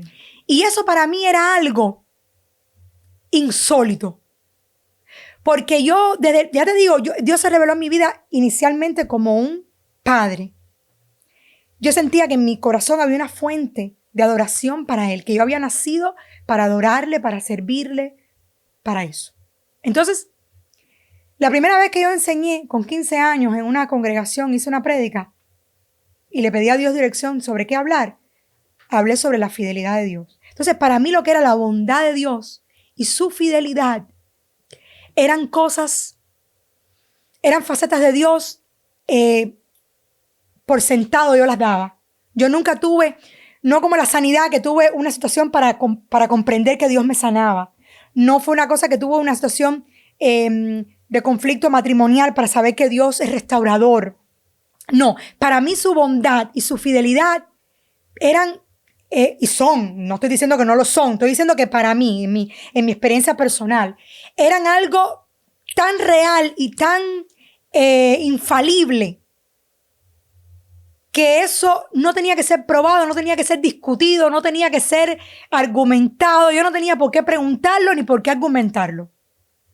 Fíjate, hoy en día este acto de violencia sacudió de mi vida de una forma tan fuerte.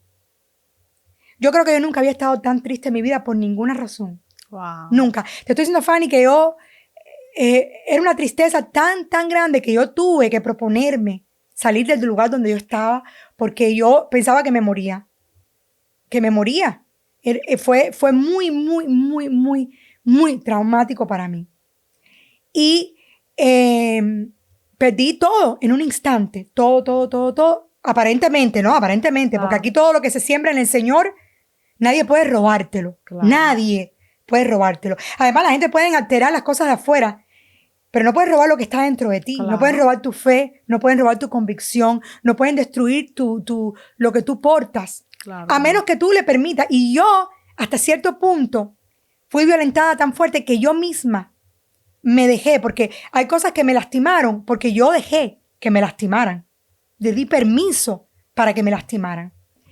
Pero luego que tú estás lastimado, hay un proceso de sanación. Y que Dios lo hace cuando Él quiere y como Él quiere. Sí. Y que también nosotros tenemos que colaborar en ese proceso, ¿no? Porque si no queremos salir de donde estamos, como Elías que se metió en la cueva, Dios lo fue a llamar muchas veces. Y fíjate tú que ese evento marca mi vida ahora que estoy hablando contigo. Porque Elías oyó el trueno, pero él conocía al Dios que manda el trueno. Pero se dio cuenta que en el trueno que oyó no estaba Dios. Es que somos humanos. Entonces, no, pero no solo por eso, sino porque tú a veces conoces a Dios en muchas facetas y entonces tú esperas volvértelo a encontrar en esa faceta. Y eso le pasó a Elías. Elías buscó en el trueno, pero Dios no estaba en el trueno, como toda la vida lo había visto. Vio el torbellino, pero ahí no estaba Dios. Y luego lo encontró en el silbido apacible.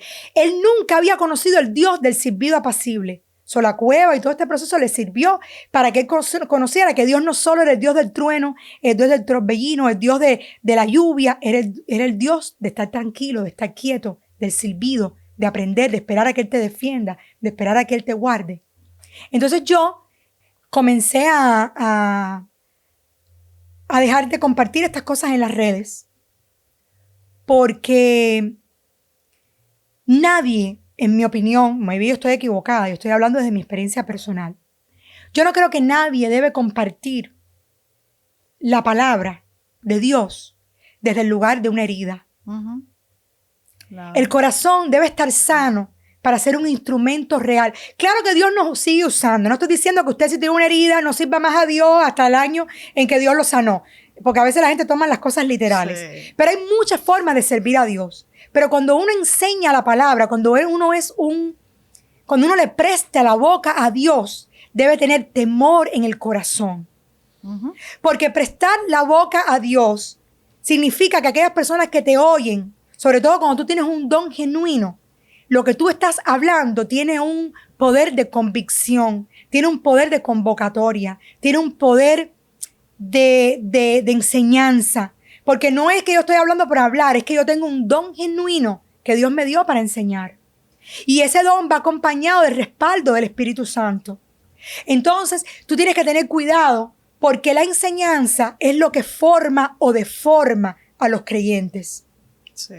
Entonces, por eso hay muchos creyentes en el momento hoy que están deformados por personas que predican desde un lugar de avaricia, otros que predican desde un lugar religioso, otros que predican desde un lugar de juicio. Entonces, todos esos lugares, sí, puede ser que tengan un don genuino de Dios. No estoy diciendo que el don no está, sí, porque claro. el don es irrevocable. Una vez que Dios entrega el don, nunca lo retira. Es de Él, pero te lo regaló y es irrevocable y Dios lo respalda. Pero la formación de la iglesia y la formación de los creyentes viene a través del don ministerial de la enseñanza. Porque la enseñanza es lo que forma, igual a los hijos. Tú formas a tus hijos enseñándolos. Pero así también se deforman. ¿Por qué? Porque si tú tienes un mal concepto de la vida, ese concepto es el que tú pasas a tus hijos y a tus generaciones. Y ese concepto deforma a los creyentes inmaduros o los niñitos, los nepios, los que son nuevos en el evangelio. Entonces a veces las personas tienen heridas en su corazón que han traído resentimiento, porque esto a mí me trajo resentimiento. Yo soy honesta, yo soy transparente. Sí. La gente piensa que porque tú, no, yo he tenido resentimiento en mi corazón.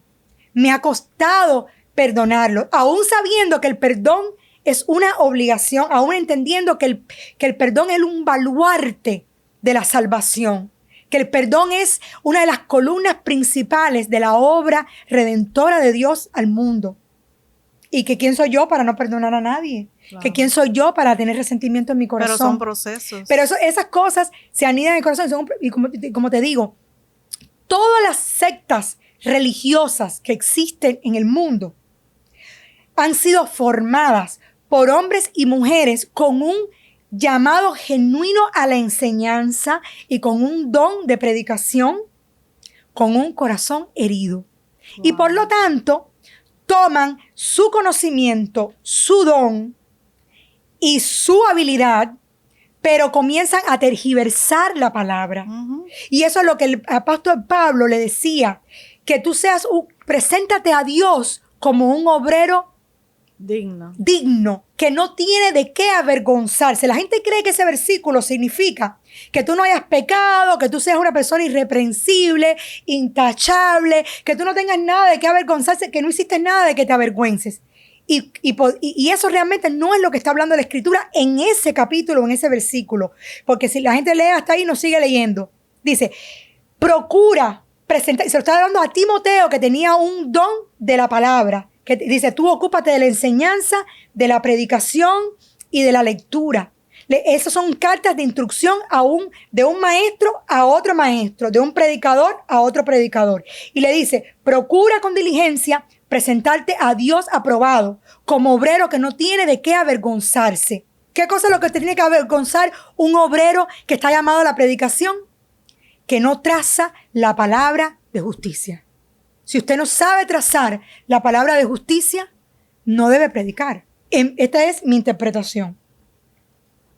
Porque cuando tú no sabes trazar la palabra de justicia, tú haces mezcla. Todo lo que está mezclado en la Escritura no es de Dios.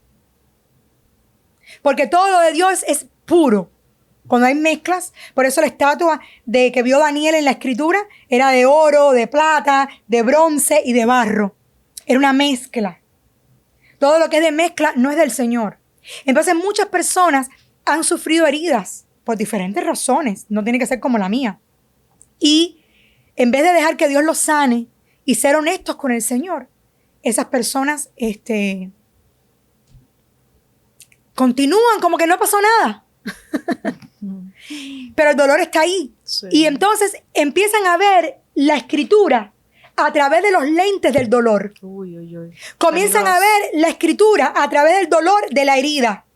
Y esa herida, mientras se cura, hay que darle antibiótico porque puede coger una infección.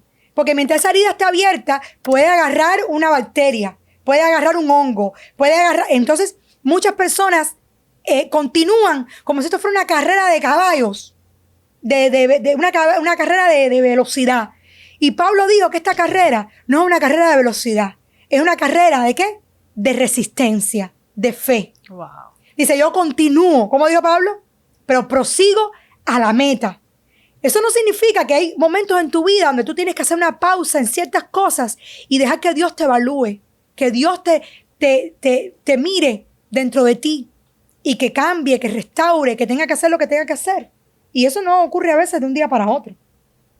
Entonces yo entendí que yo estaba tan lastimada y tan herida que yo no estaba en condiciones de compartir la palabra de esa manera. Yo le comparto la palabra a mis compañeros de trabajo, a quien quiere un consejo. No es que la palabra no está presa, la palabra está libre. Pero no busco una plataforma de enseñar un número de público o un número de creyentes. Algo más personalizado por el momento. Porque ahorita mismo yo entiendo en mi corazón que yo no estoy lista porque hay lentes.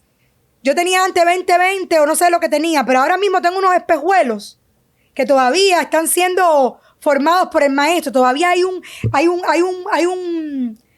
velo como no es de estupor como decía la Biblia. Dice porque le preguntaban los discípulos a Jesús, ¿y por qué los fariseos no entienden si leen la misma ley que tú estás leyendo? Porque ellos la leen con un velo de estupor. Uh-huh. No la ven como la ven ustedes de la gracia. Entonces yo he tenido que hacer una pequeña pausa, que al final, en el tiempo de Dios y en su plan eterno, es un segundo de tiempo. Cuando el Señor esté listo y yo esté lista, sabremos las cosas que tiene para próximas en mi vida. Yo no las sé todas, pero me imagino que sean mejores y mayores porque he servido a un Dios que es fiel, un Dios que es bueno. Y te decía que la fidelidad y la bondad de Dios para mí nunca fueron un challenge, nunca fueron retadas, nunca fueron movidas y siguen siendo eternas. Fíjate, la fidelidad y la bondad de Dios son eternas, eso son su carácter, eso no va a cambiar nunca. Pero, en este momento de mi vida, esas cosas que para mí eran tan sólidas, que para mí eran tan claras, que para mí eran tan veraces, algunas de ellas, por causa de toda esta violencia, me han hecho que se muevan, que ya no sean tan veraces. Fíjate, no quieren decir que Dios dejó de ser bueno, claro, ni que Dios dejó de ser fiel, sino que para mi percepción, por el desierto que yo he atravesado, no son tan claras, su bondad no es tan clara como eran años atrás, su fidelidad no es tan clara como eran años atrás.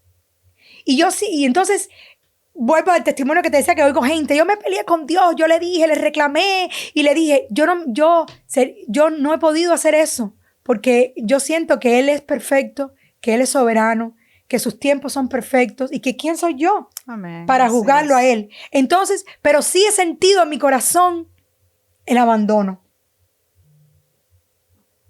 Claro que es una percepción porque Dios nunca te abandona. Uh-huh. El amor de Dios, ni lo alto, ni lo profundo, ni lo ancho, ni lo porvenir, nada puede separarnos de ese amor. Esas son verdades que están en mi corazón. Pero los eventos que he vivido han venido a sacudir esos lugares. Como mismo sacudió la fe de Abraham en el monte, que todo lo que él conocía de Dios era bueno. ¿Cómo es posible que tú me regales un hijo y ahora me lo pidas para que lo mate? ¿Pero qué locura es esta? Si hasta ahí, pero si tú todos estos años palabra tras palabra, fe tras fe, evento y profecía, Me das el hijo. Contra todo, contra viento y marea me lo regalas. No, y en ese momento tampoco Abraham, no se preguntaba, pero yo no entiendo a Dios, pero claro. Simplemente continuaba. Entonces yo me siento con ese abandono. Abraham se sintió en ese monte abandonado. Porque ¿cómo es posible? Yo te serví, te obedecí cuando me dijiste sal de Ur de los caldeos, a la tierra que te mostraré. No sabía ni para dónde iba. Y te obedecí en fe. Te obedecí cuando me dijiste, voy a traerte un hijo. Esperé en tu voluntad. Una palabra tras otra me enviaste, una confirmación tras otra. Te he visto en mi vida ser fiel en todas estas cosas. Sin embargo, cuando ahora me pides el hijo, no, es como que hay una falta de coherencia entre el Dios que Abraham conocía antes de ese monte y el Dios de ese monte. Había una incoherencia en el carácter de Dios. Pero sin embargo, Dios seguía siendo el mismo. Sí. Era Abraham el que no conocía lo que Dios estaba a punto de mostrarle. Era Abraham que se había quedado corto hasta donde había medido a Dios y pensaba que yo lo conozco todo. Pero había un montón más que Abraham no había explorado. Había un camino desconocido. Él pensó que ya había llegado a la tierra prometida y no sabía que todavía le faltaba. Entonces yo siento ese mismo abandono que sintió Abraham ahí, o el que sintió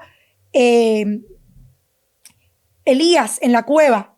Oye, Elías se metió en la cueva después de haber ganado una pelea seria. Fuego descendió del cielo y se mató a toda esa gente. O sea, había sido una victoria importante, pero se sintió solo allí. Y le pasó lo mismo. No le bastó el Dios que él conocía del trueno ni del torbellino. Le faltaban áreas donde conocer a Dios.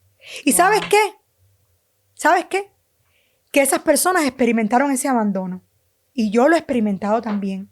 Y esta semana, mientras yo hablaba con el Señor, me di cuenta que aún Jesús experimentó el abandono. Porque en la cruz del Calvario, Jesús abrió su boca. No abrió la boca en todo el camino mientras lo golpeaban, pero ya en el momento, antes de morir, le dijo, Padre, ¿por qué me has abandonado? Wow, tremendo. Jesús tuvo un momento donde también llegó un punto donde no entendía de momento qué estaba pasando. ¿Dónde estás? Porque hasta ahora tú has sido mi Padre bueno. Porque hasta ahora tú me libraste de mis enemigos. Porque hasta ahora tú callaste a aquellos que me laceraban con su juicio. Aquellos que hablaban mal de mí. Hasta ahora tú me defendiste de todos estos problemas. Tú me sanaste, tú me liberaste. Y de momento hay un abandono, una pausa aquí que yo no entendí. Y él le dijo, ¿por qué me has abandonado? Uno de los versículos menos entendidos de la Escritura. Porque el mismo Jesús le reclamó al Señor que lo había abandonado. Wow. Había una transición en su vida. Toda esta gente experimentaron ese momento de abandono. Y entonces, aunque Dios sigue siendo bueno y Dios sigue siendo fiel, yo he experimentado ese momento de abandono. Y entonces la convicción para hablar de su bondad es más difícil.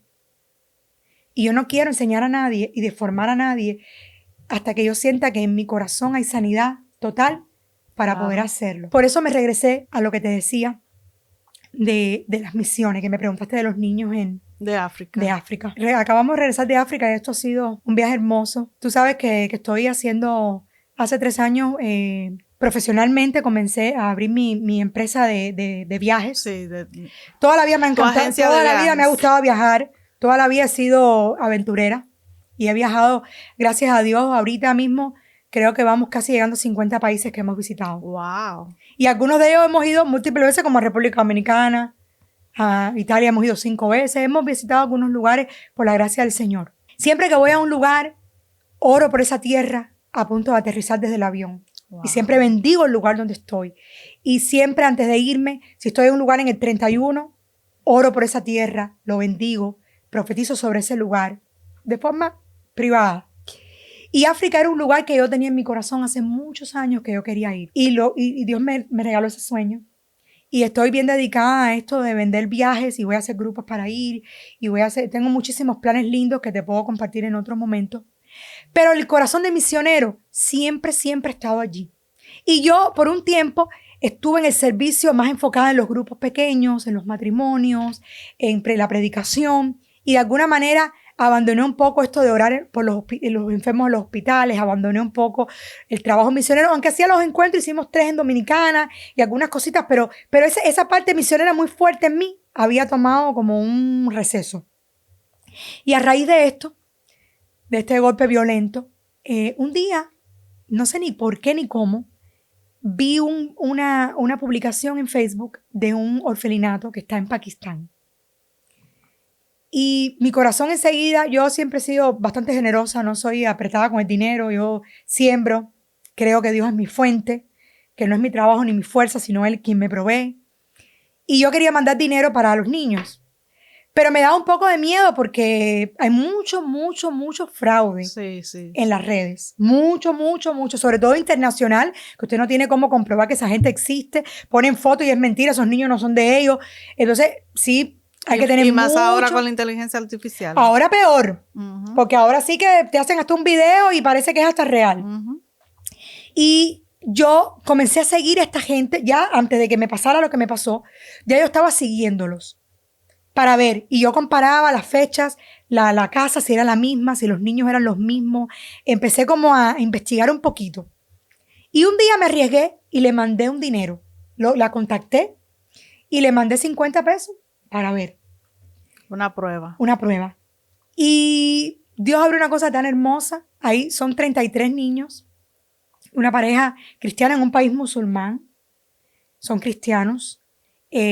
Una pareja linda que están haciendo una obra preciosa, porque al final del día el trabajo duro lo hacen ellos, que han sacrificado su matrimonio y su juventud para criar todos estos niños que han sido abandonados, desplazados por la guerra, por los conflictos en Afganistán, y que es el país vecino. Ellos están en Pakistán, en Lahore, es la ciudad donde ellos están, y han pasado muchísimo trabajo. Son niños abandonados, sus padres han muerto, niños que han abandonado porque los padres son extremadamente pobres y no pueden sostenerlos, y ha sido una cosa preciosa.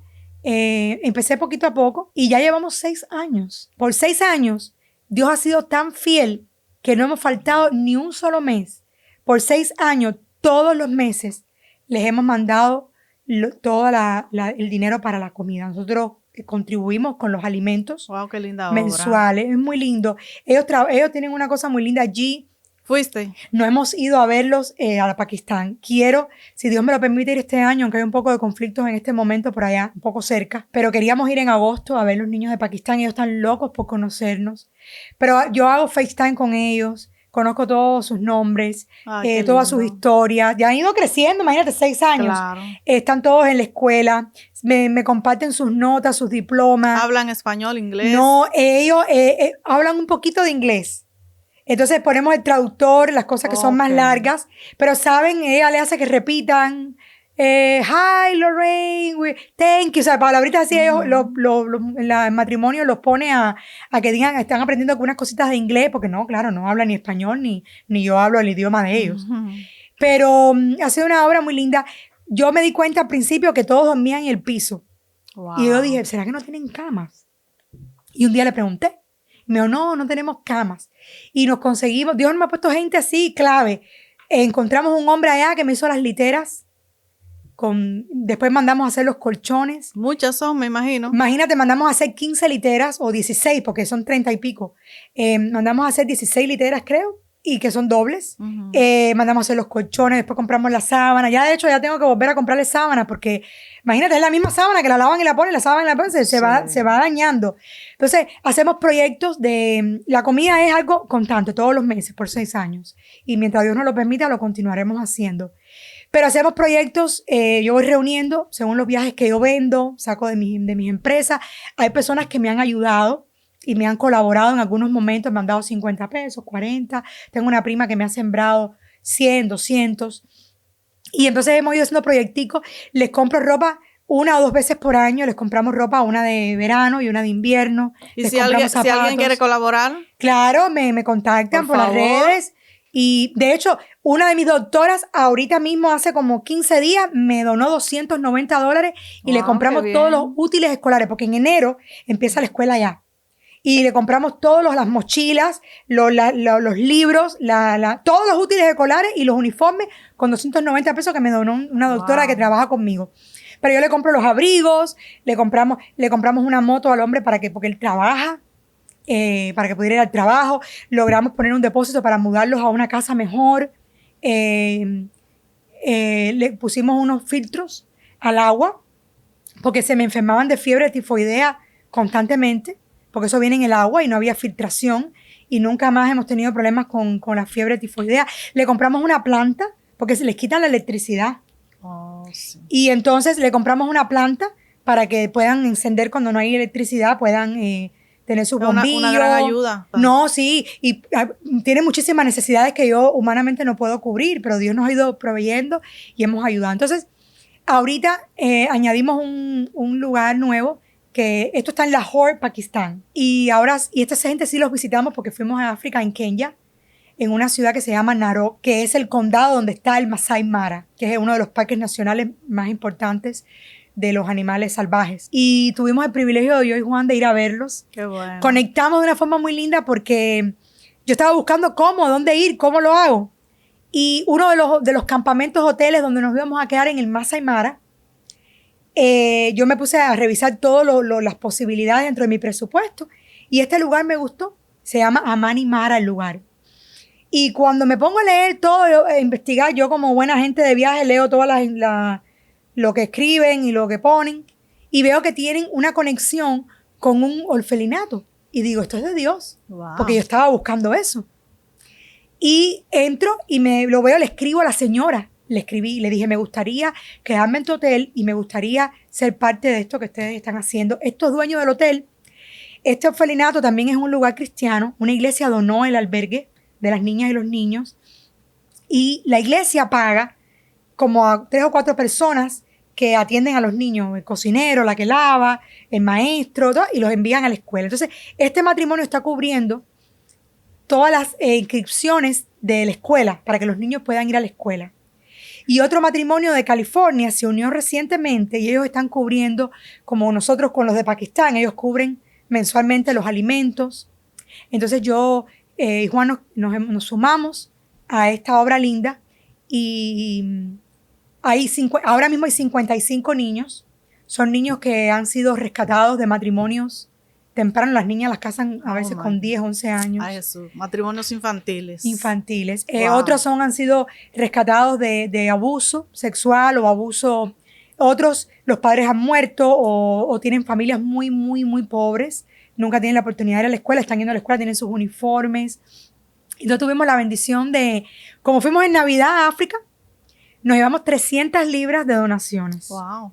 2 maletines gigantes. ¿Cómo se sienten esos niños cuando reciben esos regalos? Pero Juan, imagínate su Juan que le encanta a los muchachos, dando brincos, todo, muy cariñoso, los ojitos le brillaban. Como cuando ellos te ven una rubia así que... Imagínate, muchas tenían hasta el pelito rapadito, no sé si es que no les crecía o si es que se las rapan así por una cuestión de cultura. A mí me daba pena preguntar. Todas vinieron arriba mío a hacerme trencitas, moñitos. Ay, qué lindo. Y me tocaban todo el pelo y la ropa y todas muy lindas, muy cariñosas. Entonces son cristianas. Entonces, canciones que yo cantaba cuando yo estaba en la escuela dominical. If you happy and you know it, clap your hands. En inglés, ay, todo qué en linda.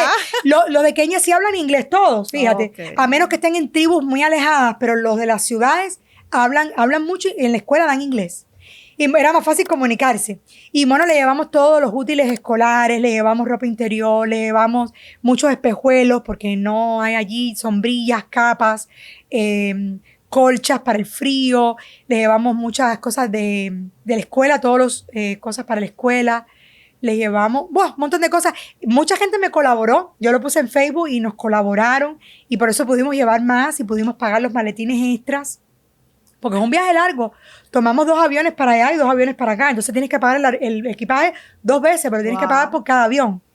Sale costoso. Sale costoso. De hecho, muchas cosas que llevé ahora no las llevo más porque me di cuenta que yo las veía necesarias, pero ellos no mucho. Y vi otras cosas que pude haber hecho. Uh-huh. Que, por ejemplo, la próxima vez me voy al mercado y me compro sacos de yuca, de pan, de arroz, y me voy para las aldeas a repartir. Wow. Y eso yo lo descubrí después que estábamos allí. Vimos que era fácil. En el camino habían mercaditos de agropecuarios, así, por todas partes. Que eso es lo que realmente necesitan. Y entonces aprendimos muchas cosas de novatadas que pagamos, ¿no? Pero fue súper lindo, entonces alabamos a Dios juntos, compartimos la palabra, encargamos cake, almuerzo, juguito, le llevé unos iPads para hacer las tareas. Fue chéverísimo, la pasamos súper. Juan, llevamos las pelotas de soccer, de fútbol. Okay. Y llevamos la bomba para inflar y Juan jugó fútbol con todos los muchachos. Juega mucho fútbol. Ahí aprendimos a bailar como los masái. Ya cuando veníamos para acá ya éramos profesionales en el baile. Sí, porque bailamos todos lados que llegábamos, ellos querían bailar porque les gusta, los bailes para ellos es parte de su cultura, no es como nosotros latinos bailamos como de fiesta. No, para ellos hay un baile de bienvenida, hay un baile para casarse, hay un baile para... Son como danza. Claro, es como un lenguaje. Sí. Entonces todos los bailes tienen un significado. Entonces cuando ellos quieren darte la bienvenida, que tú te sientas bienvenido, hay un baile y un canto. Y mira qué cultura tan linda. Sí, entonces ellos van bailando y van cantando. Claro, nosotros no entendíamos lo que decían porque cantan no cantan en inglés, cantan en sus lenguas de tribu, ¿no? En el Masái o Swahili. Y después, entonces quieren que tú bailes. Y de ahí te ponen todas sus ropitas arriba. Y nos pasó que bailamos allí, llegamos a la aldea después a visitarlos. Y ahí les llevamos unos radios como para la luz solar, que se cargan con el sol. Sí. Llevamos linternas, muchas cosas para ellos y ahí volvimos a bailar. Y cada vez que llegamos a un lado había que volver a bailar y volver a bailar. Y Juan decía, pero las canciones como duras, porque cantan, pero no es que cante una canción como no, cuando tú piensas que la canción se va a acabar, empieza a cantar el otro. Y vuelve a cantar el otro, y vuelve a cantar. No, aquello fue. Y fue una experiencia muy linda. Y pensamos regresar y pensamos seguir apoyándolo, porque ellos tienen una página y se puede donar. Y yo estoy conectada ya con ellos para seguir ayudando a los de Pakistán, porque yo siento que eso es algo que está en mi corazón y que es parte de mi ministerio. Eso es parte de tu propósito. Y que Dios está armando las piezas, detrás del telón. Claro que sí, Lorraine, porque esto que tú haces es parte de tu propósito y todavía tú tienes mucho que dar. Cuéntame de tu agencia de viajes. Bueno, pues, como te dije, me gustaba viajar toda la vida. Me di cuenta que hacía viajes para ayudar a la gente, como que, ayúdame a hacer esto, ayúdame a aquello. Y de momento dije, esto lo puedo hacer de una forma profesional. Puedo crear una nueva entrada que también me ayuda a sostener esta situación, este campo misionero, porque para sembrar y tener un campo misionero hay que tener una entrada, ¿no? De recursos con los cuales ayudar. Y entonces, aunque nosotros tenemos nuestra empresa de sonografía, tú sabes que Juan y yo tenemos una empresa que hacemos sonogramas, ultrasonido, porque yo estoy en la rama médica, estudié cosas de medicina, y tengo 24 años ya que trabajo en la rama médica como sonógrafo y le damos servicio a las oficinas, a los doctores, a los pacientes y gracias a Dios el Señor nos ha prosperado, nos ha bendecido. Tenemos ahorita mismo 12 oficinas, 12 doctores que estoy bastante ocupada, no creas. Lo que pasa es que yo soy un poquito loca y me meto en 7 varas a la misma vez. Pero estoy bastante ocupadita, gracias a Dios. El negocio ha prosperado, nos ha ido muy bien y de la mano del Señor. Y entonces, hace 3 años, dije, voy a estudiar y me voy a hacer mi licencia de agente de viajes y voy a empezar. Entonces, empecé trabajando a través de un amigo que ya tenía una agencia y entré a trabajar para él con la agencia. Y he ido creando mi portafolio de clientes, que la gente confíe en uno, que te recomienden, que te den la oportunidad de poder servirles en esta área.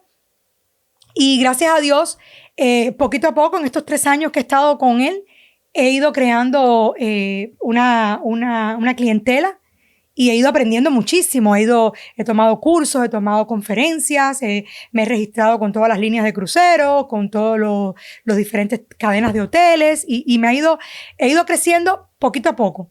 Y este año ya finalmente decidimos que íbamos a abrir solitos y este evento en África me marcó tanto y este lugar me marcó tanto, el lugar que te dije que me conectó con el orfelinato del hotel que se llamaba Amani Mara, porque cuando llegué allí me di cuenta que la palabra Amani significa paz en Swahili. Oh, qué lindo. Y entonces yo he estado en este proceso. Dios es mi Dios de paz, es mi refugio. Él es el príncipe de paz. La paz en Dios es tan importante.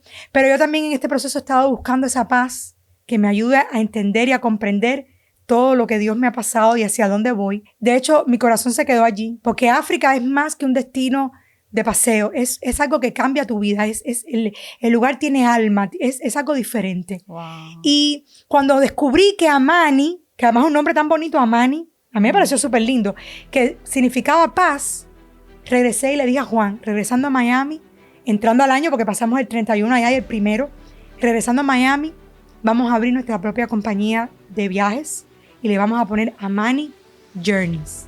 O sea, son jornadas de paz. Amani Journey me parece un nombre muy bonito. Sí, muy especial. Bueno, yo te doy las gracias, Lorraine, por haber venido a Gente Bellísima. Y cuando quieras, está en tu casa y te doy muchas gracias por ser una gente bellísima. Gracias, Fanny. Gracias por la invitación. Cuando quieras.